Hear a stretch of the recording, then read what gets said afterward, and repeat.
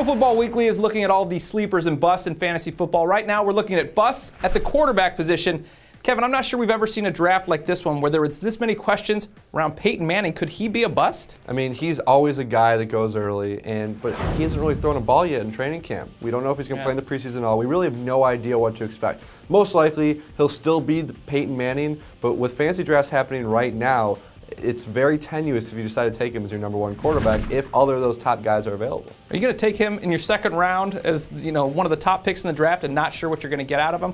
Another guy on our list, Joe Flacco. I think we've kind of waited the last few years for him to kind of reach into that close to elite group of quarterbacks. Hasn't quite done it, and this year may not have the talent around him. Yeah, the Ravens gave him some good wide receivers last year, Derek Mason, Anquan Bolden, and he just didn't have a big fantasy year. And obviously they love to run the ball with Ray Rice, and he's a good runner and receiver.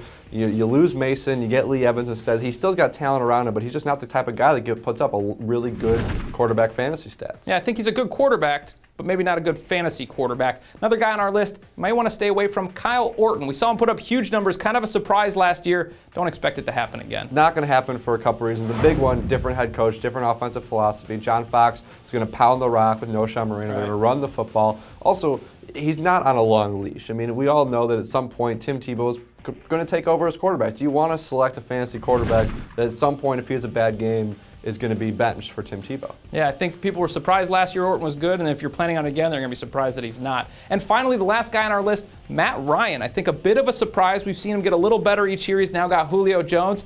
But is he ready to go to that elite class? I'm not sure yet. Matty Ice has the top-rated fantasy receiver by PFW standards, Roddy White. He's got a great running back in Michael Turner.